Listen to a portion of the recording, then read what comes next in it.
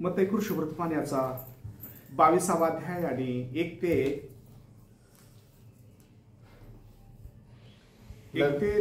12 वचनांपर्यंत आपण काही वचन ऐकणार आहोत। आणि हा शास्त्र भाग लग्नाच्या मेजवानीचा दृष्टांत अशा प्रकारे आहे। ऐकणाऱ्या सर्वांना तारणाऱ्या प्रभू येशू ख्रिस्ताच्या नावामध्ये थँक्यू आणि सर्वांचं या ठिकाणी देवबापाचे उपकार मानतो।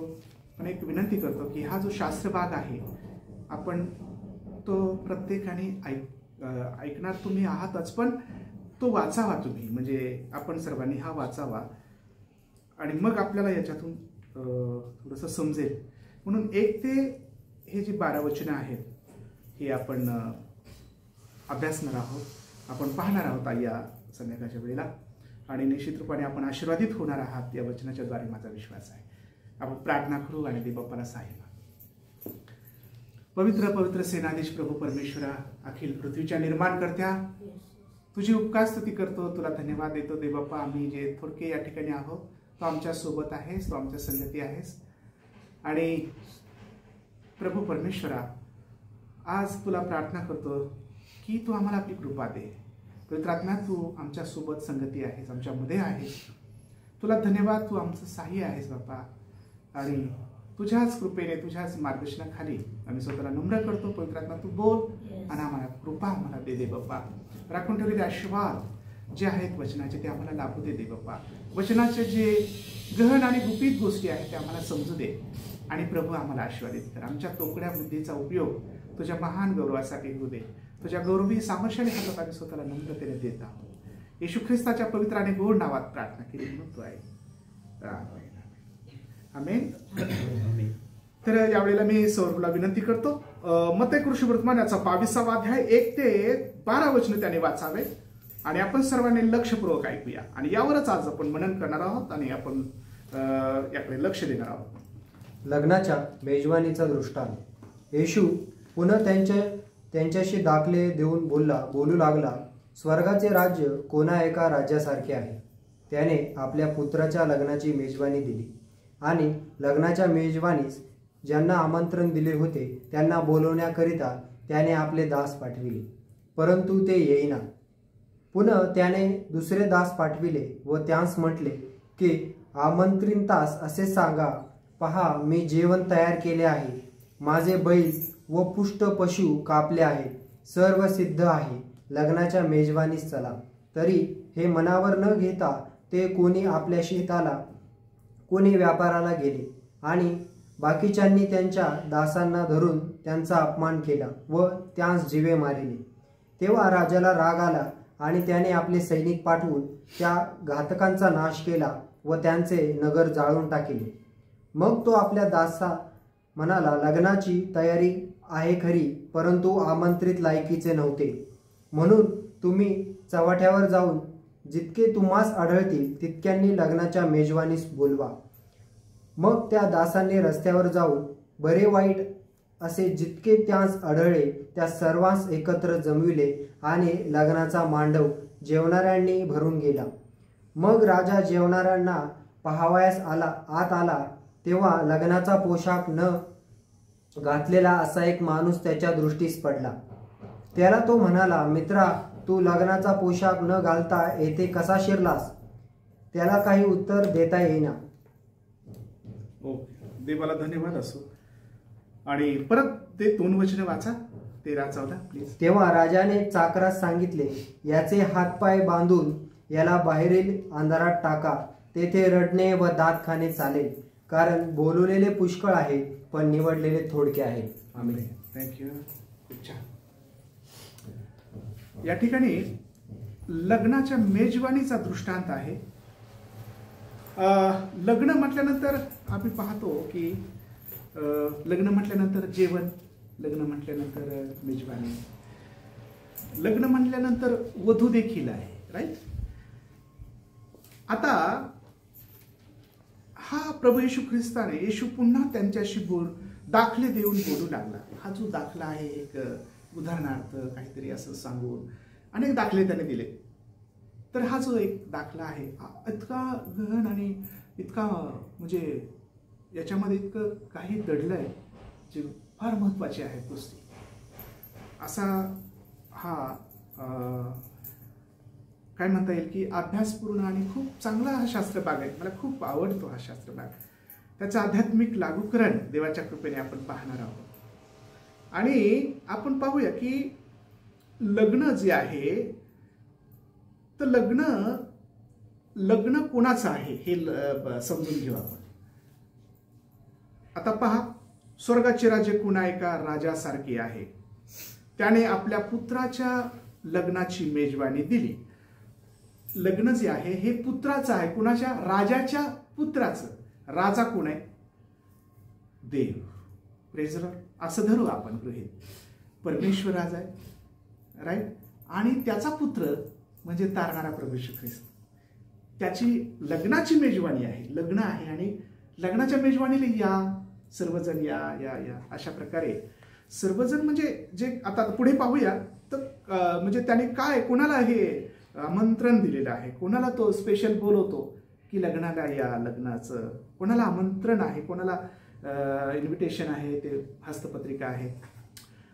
तिसरं वचन पहा, आणि लग्नाच्या मेजवानीस ज्यांना आमंत्रण दिले होते त्यांना बोलवण्याकरिता त्याने आपले दास पाठविले. आमंत्रण, हस्तपत्रिका की तुम्ही लग्नाला या. आता हे आपण पाहूया, हे जे आमंत्रित होते लग्नाच्या मेजवानीसाठी हे कोण होते आणि प्रभू येशू ख्रिस्ताला कोणाकडे पाठवण्यात आलं होतं. तर प्रियजनो, हे आमंत्रित कोण होते माहिती आहे का? हे इस्रायल लोक होते. लक्ष ठेवाने लक्षपूर्वक आपण पाहूया. आमंत्रित खास करून इस्रायल होते. इस्रायल. आता पाहू मत्ती कृष्णवर्तमानाचा 15वा अध्याय आणि 24वे वचन. त्या ठिकाणी काय सांगितलं वाचूया आपण. त्याने उत्तर दिले, इस्रायलाच्या घराण्यातील हरवलेल्या मेंढऱ्याखेरीज इतर कोणाकडे मला पाठविले नाही. आमेन. इस्रायलाच्या घराण्याकडे मला पाठवले आणि जे हरवलेले आहेत त्याच्या खेरीज म्हणजे त्याच्या शिवाय मला पाठवले नाही. हे स्पष्ट आहे होतं. Praise the Lord. या शास्त्रभागाप्रमाणे पाहूया आपण. बर, मग इस्रायलाच्या घराण्याकडे देवबापाने त्या तारणाऱ्या प्रभूकडे म्हणजे त्या येशू ख्रिस्ताला पाठवलं आणि तेच खरे आमंत्रित होते. आपण तात्पुरतं या ठिकाणी पाहूया. तर झालं असं, इस्रायलाच्या घराण्याच्या शिवाय मला इस्रायल जे हरवलेले आहेत त्याच्या खेरीज मला कुठं पाठवलेलं नाही. आता पाहूया पुढं. आणि त्याने दास पाठवले की तुम्ही या, लग्नाच्या मेजवानी तयार आहे, जेवण तयार आहे, म्हणजे लग्नासाठी या. आमंत्रण जे दास त्याने पाठवले, परंतु ते येईनात असं 3ऱ्या वचनामध्ये आपण वाचलं. पुढे 4थं वचन सांगतं की त्याने दुसरे दास पाठवले. दुसऱ्यांदा पाठवलं प्रभू परमेश्वराने की तुम्ही या, लग्नासाठी या. आमंत्रण ज्यांना होतं त्यांना सांगितलं की तुम्ही या आणि पहा जेवण तयार आहे असं 4थ्या वचनामध्ये. जेवण तर तयार, परत या. आता एक शास्त्रभाग वाचा. या आमंत्रित कोण आहे तर हे आपण पाहूया. मार्क सुवर्तमानाचा 7वा अध्याय आणि 27वे वचन. तो तिला म्हणाला. इथे राईट सरफुर्निकी जातीची एक माता आहे. सरफुर्निकी म्हणजे ती म्हणजे विश्वासी नाहीये, ती कोणी यहुदी नाहीये, ती कोणी त्याच्यामधले नाहीये, तर ती वेगळ्या याच्यामधली आहे. कास्टमध्ये म्हणा किंवा विदाऊट विश्वासणारी नसलेले किंवा ती इस्रायल नसलेले, त्याच्यामध्ये नसलेले सरफुर्निकी जातीची आहे ती. इथं स्पष्ट आहे. तर ते आपण वाचूया. मार्क 7:27 वाचा. तो तिला म्हणाला, मुलांना प्रथम तृप्त होऊ दे, कारण मुलांची भाकरी घेऊन घरच्या कुत्र्यांना टाकणे हे ठीक नाही. मग तिने त्याला उत्तर दिले, खरे आहे महाराज, तरी घरची कुत्रेही मेजाखाली मुलांच्या हातातून पडलेल्या चुरा खातात. हा, प्रेज द लॉर्ड. थँक्यू. ही जी सरफुर्नुकी जी ही माता आहे, हिच्या मुलीला अशुद्ध आत्मा लागलेला आहे, हे लागलेलं आहे, भूत लागलेलं आहे आणि तिच्या ते भूत निघावं म्हणून ती येशू ख्रिस्ताकडे आलेली आहे. आणि ती कळवळ्याने म्हणते की महाराज माझ्या मुलीसाठी प्लीज तुम्ही या आणि मला मला माझ्या लेकराला बरं करा. Praise Lord. पण तो तिला म्हणाला की मुलांना प्रथम तृप्त होऊ दे, कारण मुलांची भाकर घेऊन किंवा भाकरी घेऊन घरच्या कुत्र्यांना टाकणं ठीक नाही. प्रभू येशू ख्रिस्ताने असं का म्हणावं बरं? म्हणून याचं तुम्हाला दुःख वाटू नये, पण कारण तो प्रभू आहे, तो परमेश्वर आहे, त्याला हृदय माहित आहे. तो जो बोलणार आहे ते चांगल्यासाठीच बोललेला आहे त्याला. आणि हे निश्चित रूपाने तो का बोलला तर त्या मातेकडून काहीतरी अपेक्षित आहे त्याला, म्हणून ते हे वाचन तो बोललेला आहे. तर प्रियजन हो, जे तो बोलला ते अयोग्य नव्हतं, ते योग्य होतं. की घरची भाकर जी आहे ती घरची भाकर घेऊन कुत्र्याला टाकणं योग्य नाही आहे. आधी माझे घरचे लेकरं तृप्त होते. म्हणजे तो कोणासाठी आला होता? तो घरच्या लोकांसाठी स्पेशल आला होता. प्रभूने प्रेम केलं त्यांच्यावर, सर्वांवर जगावर प्रेम आहे देवाचं, तो सर्वांसाठी आलेला आहे. पण पाहतो आपण की तो त्यासाठी जर आला आहे, इस्रायलासाठी जर आला होता, पण इस्रायल लायकीचे निघाले नाहीत असं आम्ही पुढे शिकणार आहोत, पाहणार आहोत. योग्यतेचे नाहीये ते, योग्यतेचे नव्हते त्यावेळेला, त्यांनी तसं मनावर घेतलं नाही. आणि मग ही जी आहे ही विदाऊट विश्वासणारी नसलेली, त्यामध्ये नसलेली, इस्रायलामध्ये नसलेली सरफुर्निकी जातीची जी माता आहे ती आली आहे, ती म्हणजे माझ्या लेकरासाठी. तर प्रियजन हो, ती वाखाण्यास तिचं जे आहे तिचं उत्तर वाखाण्यायोग्य आहे. काय म्हटलं तिनं? पहा पुढे पुढे काय म्हटलं, पुढे ते वचन वाचा. तिने उत्तर दिले, खरे आहे महाराज, तरी घरची कुत्रे देखील मेजाखाली मुलांच्या हातून पडलेला जो चुरा आहे ना, ते कुत्रे चुरा देखील खातात. ओ हालेलुया. अगदी मार्मिक उत्तर, योग्य उत्तर. कुठल्या प्रकारचं दुःख न लागता अचूक उत्तर तिनं प्रभू परमेश्वराला दिले की हे खरं आहे, कुत्रे देखील खातात, त्यांना पण अशा ते बसतात बाहेर, चुरा उरलेला तर टाकला तर खातात. मग मी जर तसा असलो नो प्रॉब्लेम मला जर, पण माझ्या मुलीला मात्र तेवढं प्लीज.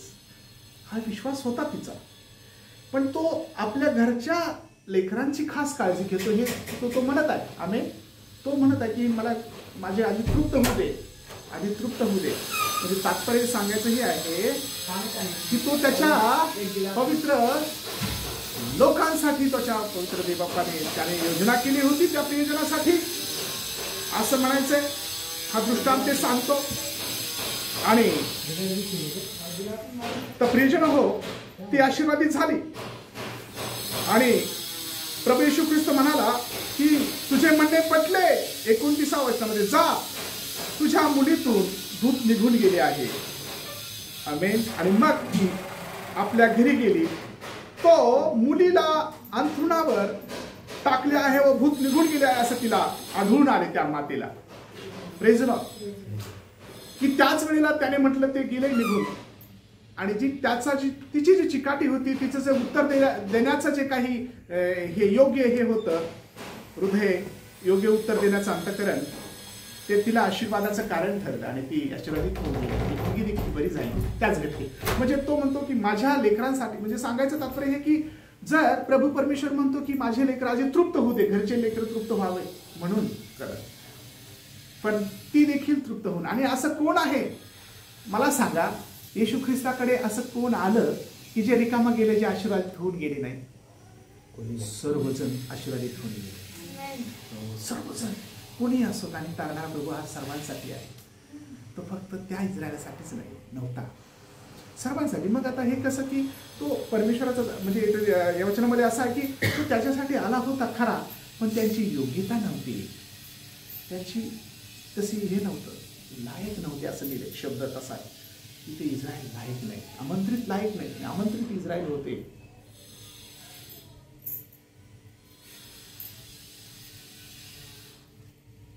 पुढे पाहूया. तर जेवण तयार आहे वगैरे आम्ही पाहिलं 4व्या वचनामध्ये. आता 5वं वचन, तरी हे मनावर न घेता ते कोणी आपल्या शेताला, कोणी व्यापाराला गेले, आणि बाकीच्यांनी त्यांचा त्यांचे दास धरून त्यांचा अपमान केला व त्यास जिवे मारले. हो, त्याला जिवे मारले. आमेन. तेव्हा हा राजाला राग आला आणि त्याने आपले सैनिक पाठवून त्या घातकांचा नाश केला व त्यांचे नगर जाळून टाकले. हो, हे 7व्या वचनापर्यंत आम्ही पाहिले की त्या राजाला राग आला की अरे मी एवढं सर्व पाठवूनही आले नाही. तो म्हणतो जेवण तयार आहे. प्रियजन हो, एक महत्वाचं अत्यंत म्हणजे गोष्ट अशी ही आहे याच्यातलं रहस्य की ते जेवण कोणतं आहे, काय जेवण होतं, इस्रायलसाठी कोणतं जेवण आहे, इस्रायलसाठी कोणतं जेवण होतं.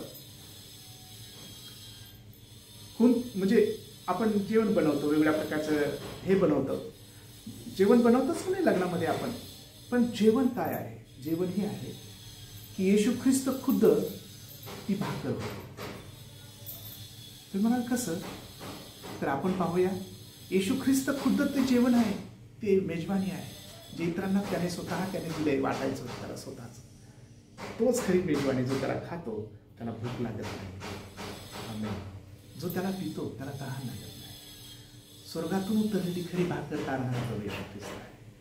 हे महत्वाचं आहे आणि हे गुपित आहे आणि हे गहन गोष्टी आहेत. पाहूया यूहन्नाच्या शुभवर्तमानाचा 6वा अध्याय 33 वचन.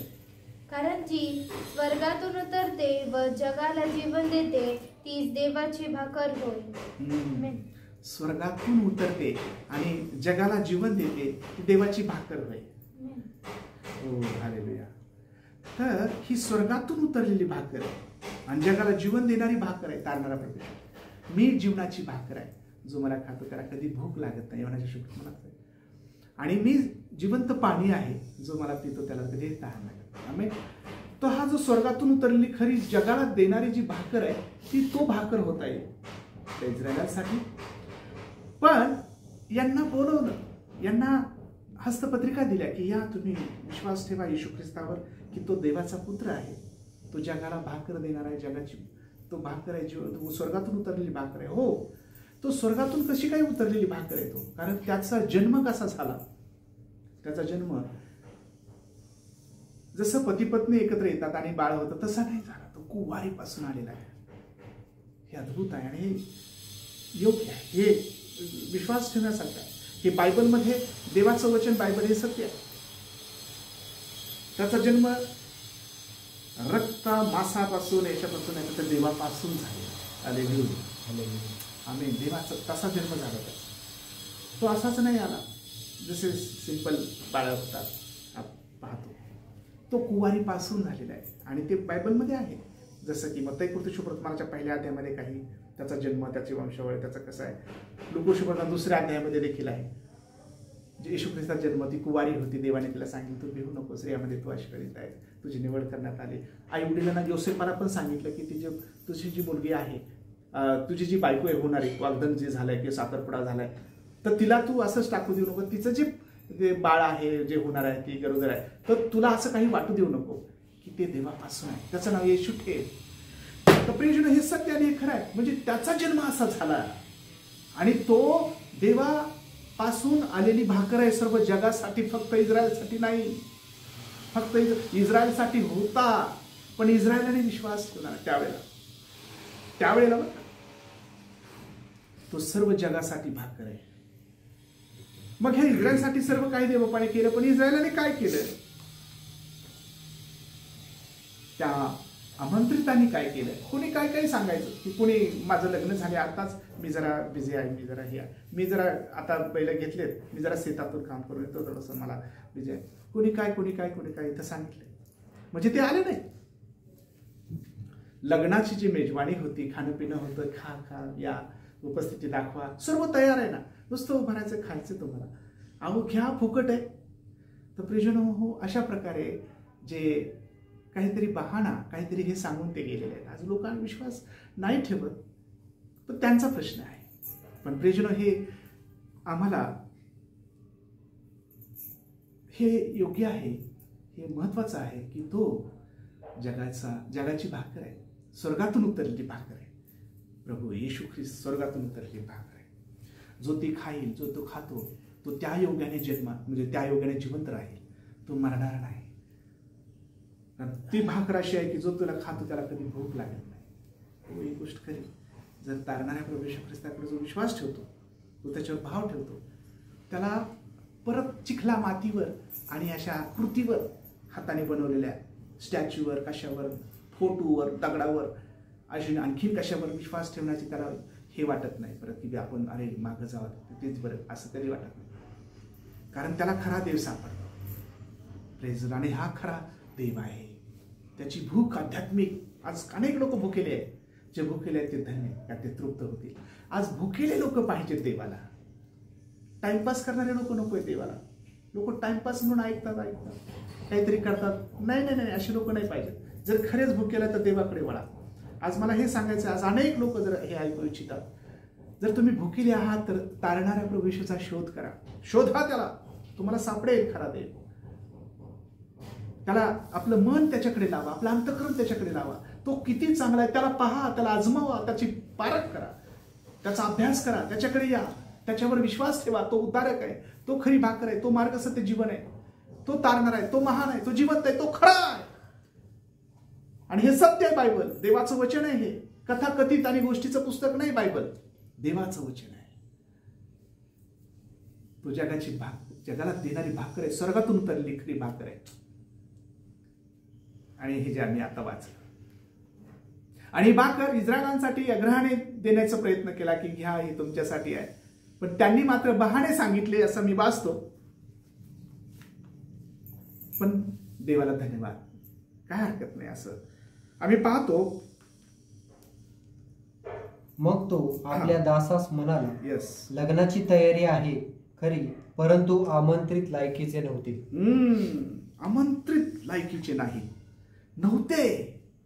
हे आमंत्रित लायकीचे नव्हते. आता म्हणजे त्याने सांगून टाकलं की काय ते आले नाही, ते लायकीचे नाही आहेत, योग्यतेचे नाही आहेत. ते त्यांना बोलवावं, त्यांना ते योग्य वाटत नाही इकडे येण्याचं आणि विश्वास ठेवण्याचं आणि ही भाकर खाण्याचं, येशूला ग्रहण करण्याचं, येशूला हृदयात घेण्याचं. ही भाकर म्हणजे येशूला कसं खायचं, तर येशूला सर्वस्व त्याचं जे सांगणं आहे, ज्याचं जे वचन आहे, त्यालाच ग्रहण करणं, त्यालाच स्वीकारणं म्हणजे ती भाकर खाणं आहे. आमेन. स्वर्गातून उतरलेली जी भाकर आहे. आज अनेक लोक तृप्त झाले. येशू ख्रिस्ताने एकदा काय झालं की ते लोकांचा कळवळ आला आणि प्रभू म्हटलं की यांना तुम्हीच द्या काहीतरी. तर शिष्य म्हटले आमच्याकडे तर काही नाही बाबा, मी कसं काय द्यावं. तर म्हणले मग यांना बसवा.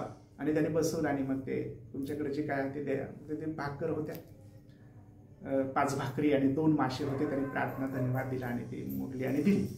आणि बहुगुणित झालं. ते 12 टोपले उरले. आणि शिष्य किती होते? 12. आमेन.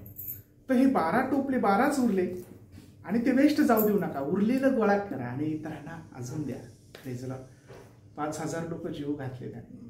आणि हा प्रभू होता की जिथे गरज आहे, जिथे द्राक्षरस, पाण्याचा द्राक्षरस प्रभूने केला, जिथे गरज होती तिथे देवपणे ते केलं. हा थोर देव आहे जो आपल्याला लाभला, ज्याला ख्रिस्ताला पाहिलं, ज्यांनी येशूला पाहिलं त्याने देवाला पाहिलं. आणि धन्य आहे ते डोळे जे येशूला ज्यांनी पाहिले. आपण तर पाहिले नाही त्याला, पण आपण धन्य आहोत त्यांच्यासारखेच, कारण आपण विश्वास ठेवत आहोत.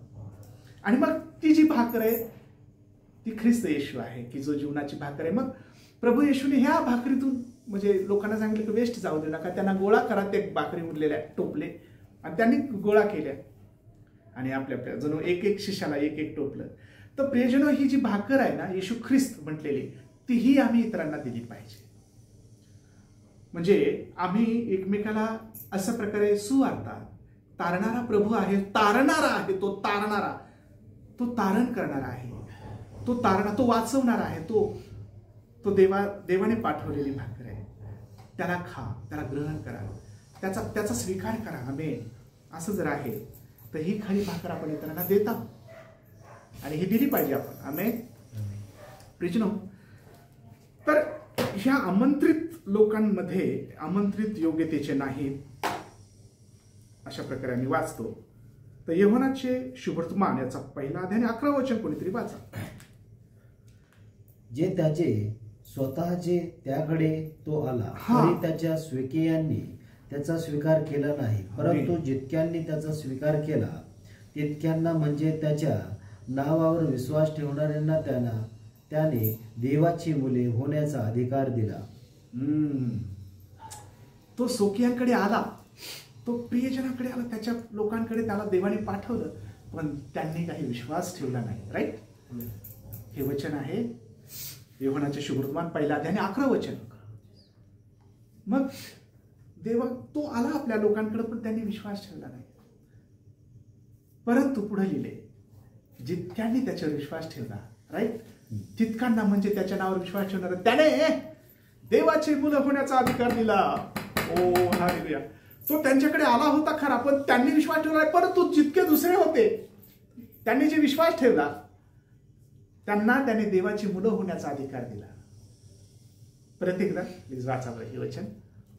जे त्याचे स्वतःचे त्याकडे तो आला तरी त्याच्या सोकियांनी त्याचा स्वीकार केला नाही. हो. परंतु जितक्यांनी त्याचा स्वीकार केला तितक्यांना म्हणजे त्याच्या नावावर विश्वास ठेवणाऱ्यांना त्याने देवाची मुले होण्याचा अधिकार दिला. आता आपण सोकी आहोत का त्याचे?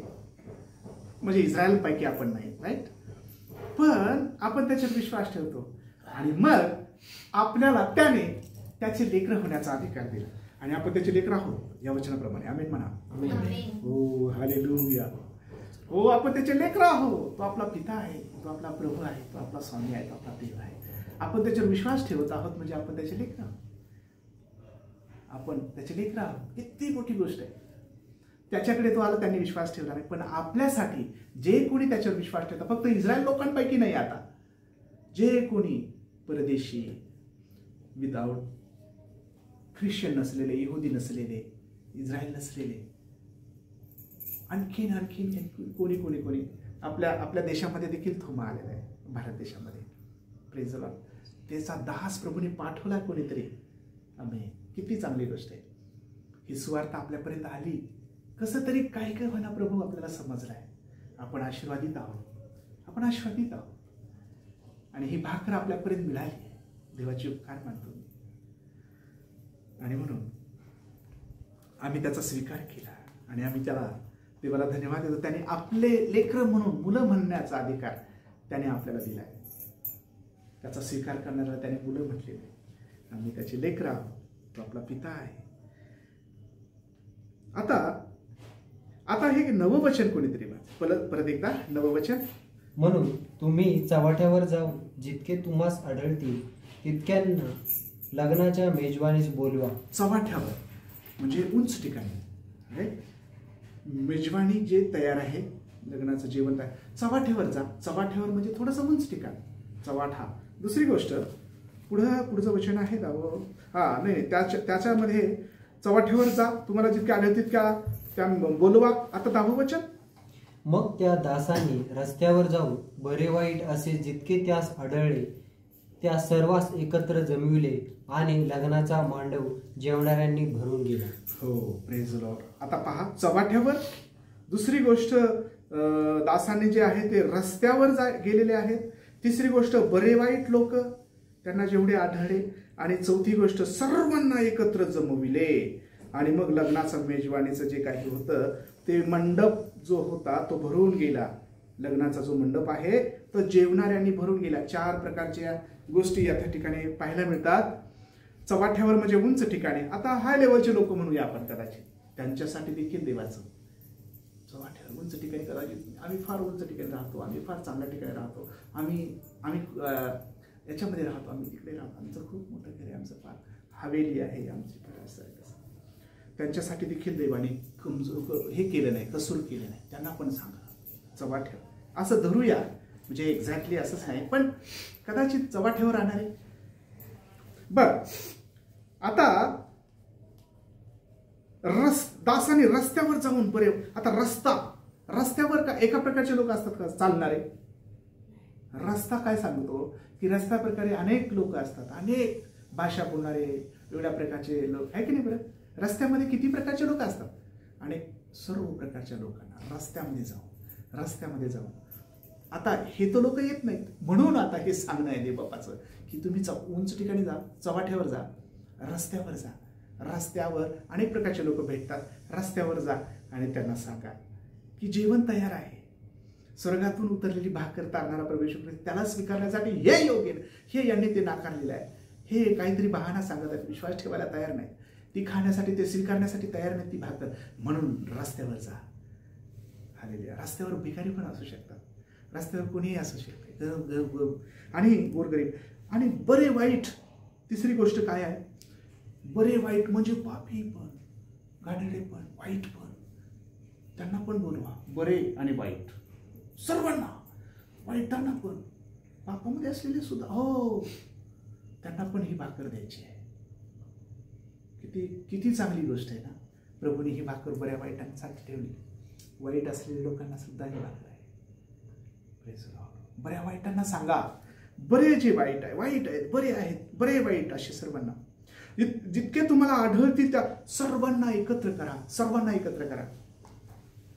देव म्हणतो, राजा म्हणतो, सर्वांना एकत्र करा, कारण हे तर ऐकत नाही, यांना नकोय ती भाकर. सर्वांना सांगण्यात आलं. प्रियजन हो, आमच्या भारत देशामध्ये देखील देवबापाची कृपा आली आहे. आपण देखील प्रभूची झालेलो आहोत. राष्ट्र देवबापाकडे वळत आहे. हे किती बरे वाईट जे आम्ही टाकाऊ वाईट पापामध्ये घाणेरड्या गोष्टी, त्यांना देखील या खा. ही भाकर तारणाऱ्या प्रभू येशू ख्रिस्ताने, परमेश्वराने येशू ख्रिस्ताच्या रूपाने पाठवली आहे. त्याला स्वीकारा, त्याला घ्या. आणि ही भाकर स्वर्गातून उतरलेली आहे. आणि म्हणून ते सांगण्यात आलं. ते दास लोक गेले ते सांगायला. आणि म्हणून प्रियजन हो, 10व्या वचनामध्ये जे दासांनी रस्त्यात जाऊन सांगितले, बरे वाईट सांगितले. लूकशुवर्तमानाचा 14वा अध्याय आणि 23व्या वचनामध्ये काय लिहिलंय ते एवढं आपण वाचणार आहोत. या 10व्या वचनाचं थोडंसं विवरण. लूक 14:23. धनिक दासाला म्हणाला, हो, माझे घर भरून जावे म्हणून सडकावर व कुंपणाकडे जाऊन लोकांना आग्रह करून घेऊन येईल. आमेन. लोकांना घेऊन या, माझं घर भरून जाव.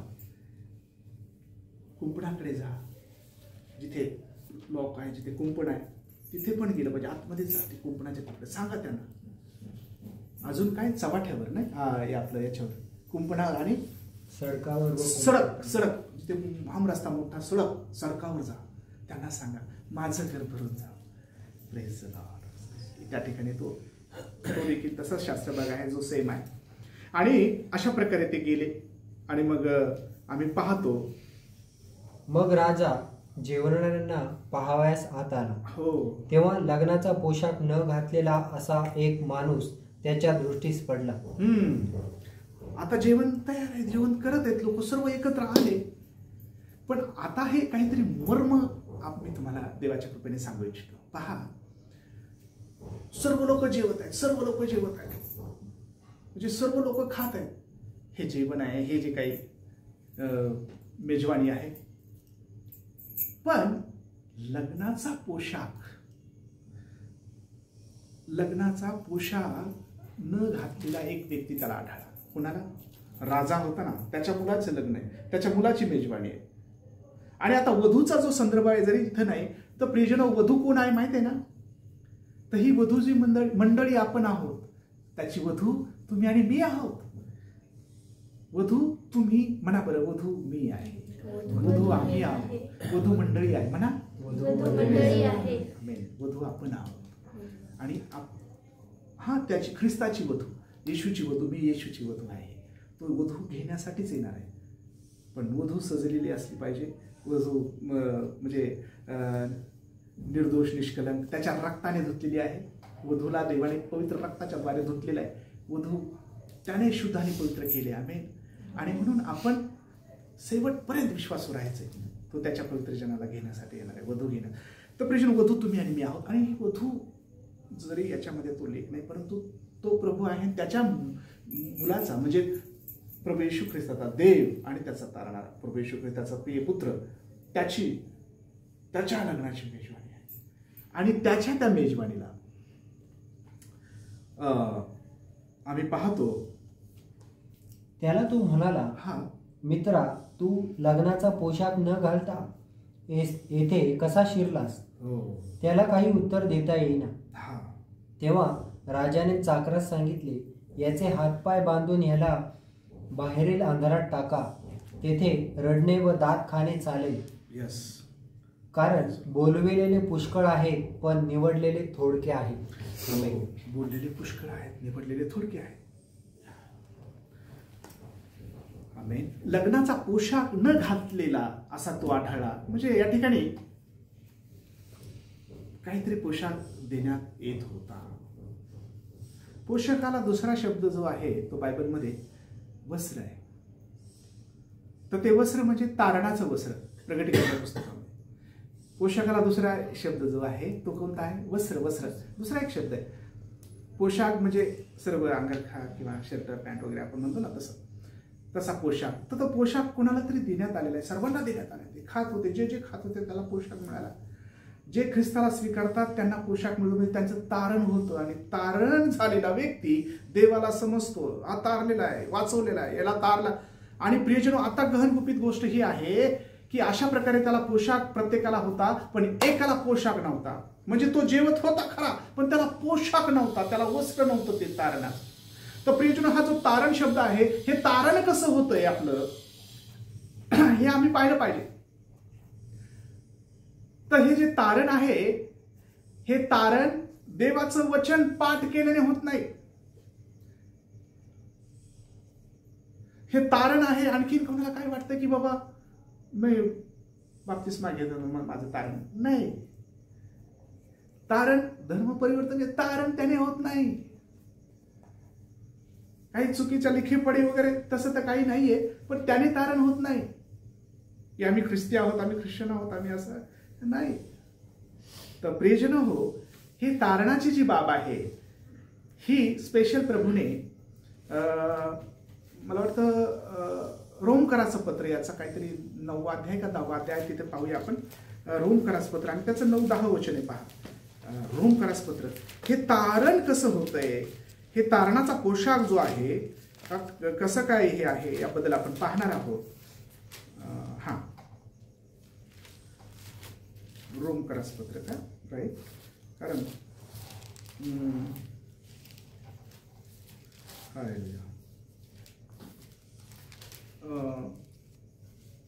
हा 10वा अध्याय, क्षमा करा, रोमकराचं पत्र 10वा अध्याय आणि 9 आणि 10 वचन त्या ठिकाणी आहे की येशू प्रभू आहे असे जर तू आपल्या मुखाने कबूल करशील आणि देवाने त्याला मेलेल्यातून उठविले असा आपल्या अंतःकरणात विश्वास ठेवशील तर तुझे तारण होईल. आता तारणासाठी कोणत्या बाबी महत्वाच्या आहेत?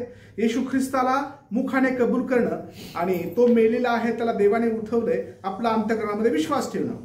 मुखाने कबूल करणं की तो देवाचा प्रियपुत्र, तो कुवारीपासून आलेला, तो जगासाठी तारणार आहे, तो मेल्यानंतर जिवंत झालेला, तो हे मुखाने कबूल करणं.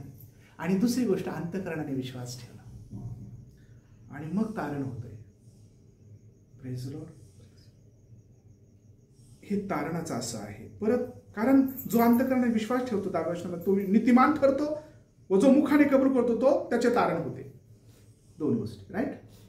मग आता मला सांगा, ही जी भाकर आहे, जो त्याला स्वीकारतो, जो त्याला खातो, म्हणजे तो कबूल करतो, तो खातो, त्याला स्वीकारतो, त्याला आमेन, असं त्याचं हे आहे मर्म की ख्रिस्ताला खाणं, ख्रिस्ताला घेणं, ख्रिस्ताला ग्रहण करणं, त्याला सर्वस्व स्वीकारणं म्हणजे त्याचं जीवनाच्या पुस्तकात त्याला स्वीकारणं. दोघ्या किंवा तिघांमध्ये मला जो स्वीकारतो देव बापाने देवदूतासमोर त्याला स्वीकारेल.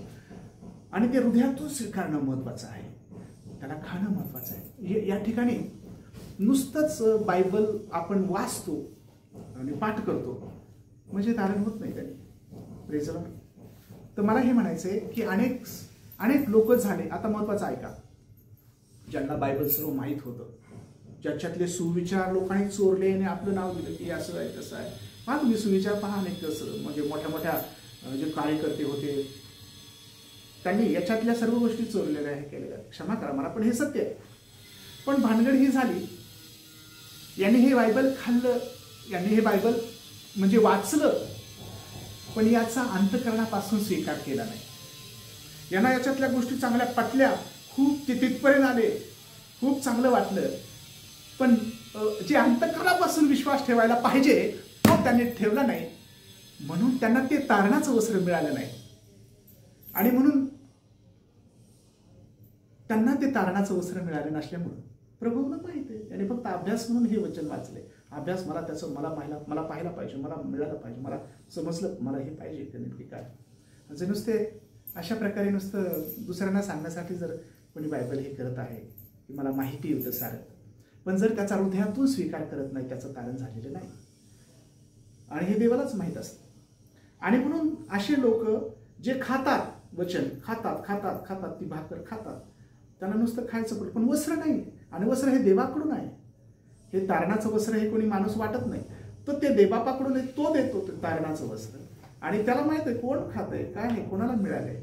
आणि असं त्याला एक जण दिसला, आणि म्हणून त्याला असं म्हटलेलं. त्याच्याबद्दल दुःखाची गोष्ट ही आहे की त्याला की तू शिरलास कसा. प्रिजनो, आता जो शिरणं आहे, शिरणं म्हणजे दारा वाटून येते का माणूस. शिरणं, आता मी जर आलो इकडून, शिरणं म्हणजे आता समजा कुठेतरी कणात आहे लावलेली, आपल्याला काहीतरी पाहायला जायचंय, तिथं प्रोग्राम आहे. शिरणं म्हणजे कणातीच्या आतमधून जाणं, इकडून तिकडून दरवाजाचे तिकीट काढणं नाही.